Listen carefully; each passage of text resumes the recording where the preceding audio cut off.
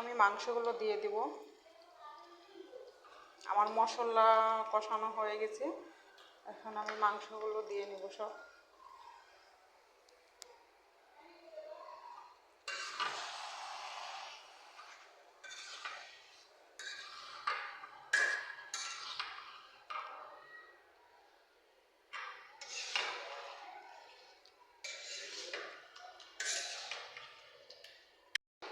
তো আমার মশলা কষানো, মাংস কষানো শেষ, আমি এখন পানি দিয়ে দেব।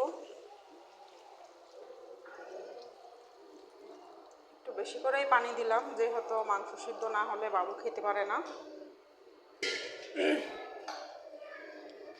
আমার কণ্ঠটা একটু অনেক ভারী ভারী।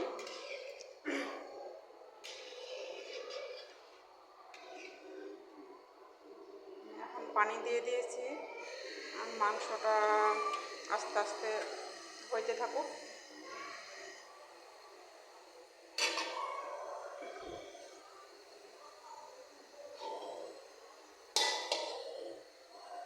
মাংসটা হইতে থাকুক আর আমি অন্য অন্য কাজগুলো সেরে নিয়ে থাকি। ফাইনালি আমি এখন মশলা কষাচ্ছি।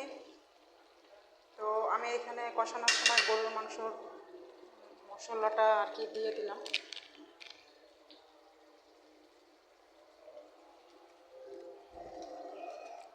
আর সাথে আলুটাও দিয়ে দেব, দিয়ে আর কি মশলাটা আমি কষাবো।